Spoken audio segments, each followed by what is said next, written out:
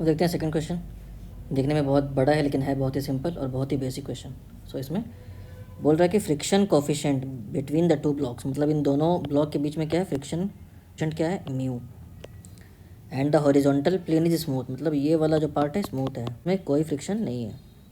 The system is slightly displaced and released, मतलब इस system को, स्प्रिंग प्लस ब्लॉक को थोड़ा सा अगर डिस्प्लेस करके हम छोड़ दें तो पहले क्वेश्चन में निकालना है कि what is the time period of the oscillation. फिर बताना है कि जो भी इसका मीन पोजीशन है, अगर उससे मान लो ये मीन पोजीशन है, इससे इसको हम एक्स डिस्प्लेस करके अगर छोड़ देते हैं तो दोनों ब्लॉक के बीच का फ्रिक्शन क्या होगा, फ्रिक्शनल फोर्स। ठीक है।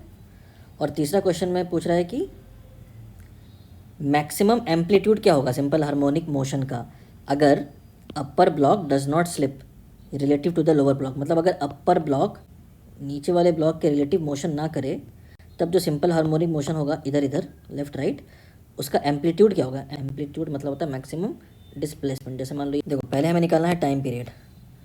स्लाइटली डिस्प्लेस यहाँ पे क्यों लिखा हुआ है, स्लाइटली डिस्प्लेस का मतलब है कि वेरी स्मॉल एम्पलीट्यूड के लिए तुम बताओ, ऐसा डिस्प्लेस करके इसको अगर छेड़ के हम छोड़ दिए तब क्या होगा। तो स्मॉल इसका एम्पलीट्यूड है, बहुत थोड़ा सा हम छेड़ रहे हैं, यानी कि दो ब्लॉक साथ में ही ऑसिलेट होगा। तो टाइम पीरियड क्या होता है, 2 पाई/ओमेगा। ओमेगा निकाल लेते हैं तो हमारा काम हो जाता है, बता चुके हैं। ओमेगा होता है k/m, फोर्स होता है -kx into acceleration -kx, acceleration होता है ω²x। तो ω² क्या होता है, k/m, तो ओमेगा हो गया k/m, ये m। तो यहाँ पे m क्या होगा, सिस्टम पूरा साथ में मूव करेगा जैसा मैंने समझाया अभी, दोनों ब्लॉक स्मॉल एम्पलीट्यूड के लिए क्योंकि स्लाइटली डिस्प्लेस हुआ है। तो ये हो जाएगा capital M plus small m। तो हो गया ना, टाइम पीरियड क्या हो गया, 2 पाई/ओमेगा, मतलब ये उल्टा हो जाएगा, कैपिटल M प्लस m/k। ये हमारा आंसर हो गया। देखते हैं बी क्या कहता है। बी कहता है दोनों ब्लॉक के बीच का फ्रिक्शनल फोर्स हमें निकालना होगा। चलो मान लेते हैं कि इसको यहाँ से यहाँ तक हम लोग डिस्प्लेस करके छोड़ दिए। एक्सीलरेशन क्या होता है, ये होता है ω² का हो जाएगा k/कैपिटल M प्लस स्मॉल m, और यहाँ लग जाएगा x।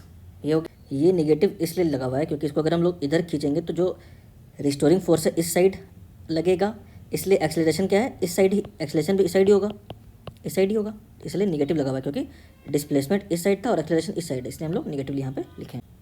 अगर ये पूरा इधर की ओर मूव कर रहा है तो इसका मतलब ये बड़ा वाला ब्लॉक जो m है इधर जा रहा है। ठीक है, तो ये इधर जा रहा है, तो ये किधर जाएगा, इस छोटे वाले m पे क्या लगेगा, फ्रिक्शनल फोर्स लगेगा जो बड़ा वाला m लगाएगा इसके ऊपर। इसका एक्सेलरेशन क्या होगा, सेम ही होगा a। तो अपर ब्लॉक का मास m है, उसका एक्सेलरेशन होगा ma।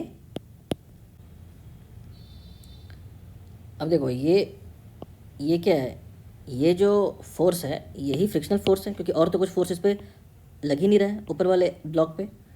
तो ऊपर वाले ब्लॉक को स्मॉल m से लिखते हैं, तो ये जो फोर्स है यही है फ्रिक्शनल फोर्स जो लग रहा है। तो फ्रिक्शनल फोर्स क्या हो गया, ये हो गया फ्रिक्शनल फोर्स। इसके डायरेक्शन को हम लोग छोड़ देते हैं तो क्योंकि एक्सेलरेशन इस साइड है, फोर्स भी इस साइड है, इसलिए इस अपर वाले ब्लॉक का फ्रिक्शनल फोर्स इस साइड है, अपोजिट है, इसलिए यहाँ पे माइनस है mkx/कैपिटल M प्लस स्मॉल m। अब देखो इसी में क्वेश्चन नंबर सी देख लो, कहता है कि मैक्सिमम एम्पलीट्यूड क्या होगा अगर अपर ब्लॉक नीचे वाले ब्लॉक के रिलेटिव स्लिप ना करे तो। एम्पलीट्यूड क्या होता है, एम्पलीट्यूड को हम लिखते हैं कैपिटल A से। जब हमारा मैक्सिमम डिस्प्लेसमेंट को ही एम्पलीट्यूड कहते हैं।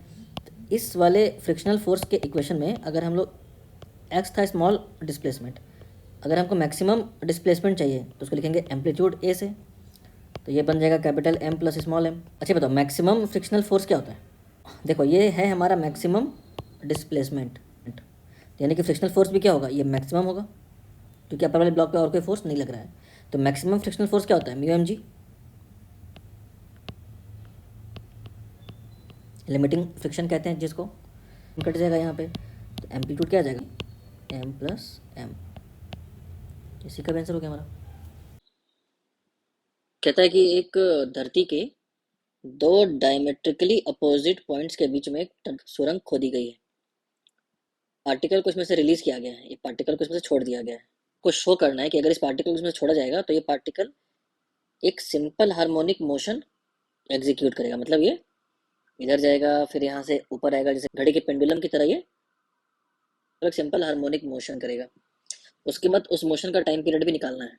क्या है कि आपको अर्थ को एक solid sphere of uniform density की तरह ट्रीट करना है। मतलब क्वेश्चन को सिंपल करने के लिए अब ये मत बोलिए कि अर्थ जो है हॉलो है या उसका मास का यहाँ मास ज़्यादा है यहाँ मास कम है, नहीं, ये एक सॉलिड स्फीयर है और उसका यूनिफॉर्म डेंसिटी है। तो सबसे पहले तो हमें ये समझना होगा कि सिंपल हार्मोनिक मोशन करेगा कि नहीं करेगा।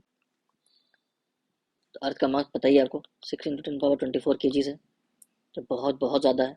और अगर ये अर्थ का सेंटर ऑफ क्वेश्चन के लिए मान लेते हैं तो ये क्या होगा, इस पार्टिकल इधर से खींचेगा तो ये पार्टिकल नीचे आएगा, और जैसे ही इस सेंटर ऑफ मास के इधर जाने लग जाएगा, ये सेंटर ऑफ मास फिर से खींचेगा अपोजिट, यानी कि इधर ड्रॉप किया तो इसको, तो फिर ये इधर आने लग जाएगा, क्योंकि ये फोर्स इधर खींच रहा है, इधर जाते जाते फिर जैसे ही ये पार किया इस मीन पोजीशन को, सेंटर ऑफ मास को, फिर सेंटर ऑफ मास इधर खींचने लग जाएगा।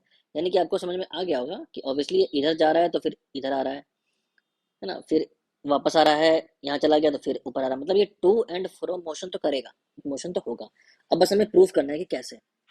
मान लेते हैं कि इस सुरंग से इस पार्टिकल को यहाँ से गिराया गया, गिरते गिरते ये एक पॉइंट पे यहाँ पहुंच गया, ये क्या है, ये सेंटर ऑफ मास है, सेंटर यहाँ पहुंच गया।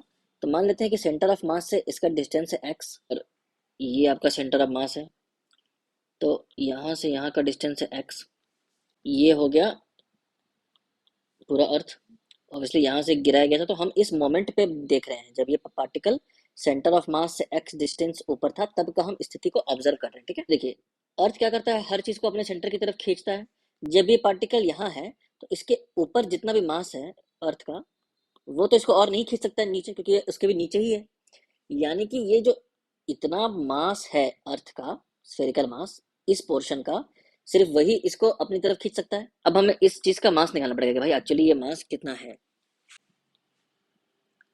देखिए डेंसिटी होता है मास पर यूनिट वॉल्यूम, तो एक्स पॉइंट पे डेंसिटी हमें नहीं निकालना है, मास हमें नहीं मालूम, पर वॉल्यूम हमें मालूम है 4/3 पाई r³ आर एक्स वाले पे क्या है, एक्स है।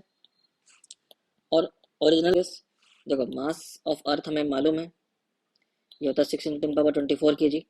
इंपॉर्टेंट नहीं है जानना, लेकिन बस बता रहा हूँ। और रेडियस है 6.4 होता है ना, 10⁻6 मीटर। और डेंसिटी क्या है, यूनिफॉर्म है, यूनिफॉर्म डेंसिटी यहाँ पे दिया हुआ है, तो यहाँ पर कंपेयर करने से या डिवाइड करने से हमें इस पार्ट का, ये जो पार्ट था हमारा एम एक्स या एम डैश लिखते हैं उसको, ये आ जाएगा, ये हमारा इस पार्ट का मास हो जाएगा। तो फोर्स ऑफ अट्रैक्शन हम जानते हैं क्या होता है gravitational constant G, capital M m by x square. यहाँ पे तो एक्स तक का ही निकालना है ना, आर स्क्वायर होता है वैसे, पर यहाँ पर एक्स होता है, एक्स स्क्वायर होगा। का मास तो एम है, और स्मॉल एम क्या हो, इसको स्मॉल एम से मिल लीजिए, एम डैश, वो ये हो गया, इसको यहाँ डाल दिए तो यही फोर्स ऑफ अट्रैक्शन यहाँ पर इस पार्टिकल को इधर खींच रहा है। अब इसको थोड़ा वो कर दीजिए, थोड़ा कैंसिल आउट होगा इसमें बहुत कुछ, ऊपर बचेगा एक्स, नीचे बचेगा r³।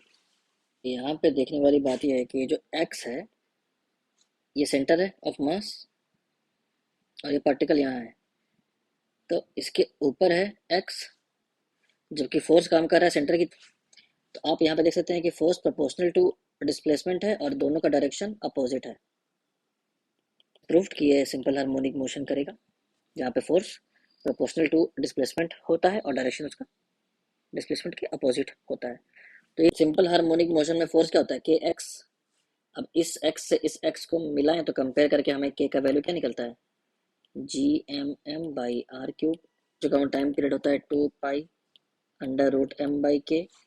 क्यों, फिर से बता देता हूँ, ओमेगा होता है k/m का रूट, और टाइम पीरियड होता है 2π/ω, तो इसको यहाँ डाल दिया, ये आ गया 2π, ये हो गया m, k का वैल्यू यहाँ से यहाँ डाल दीजिए, gm(m)/r³ ऊपर चला गया, ये m कट गया, तो हमारा टाइम पीरियड आ गया 2π√r³/gm।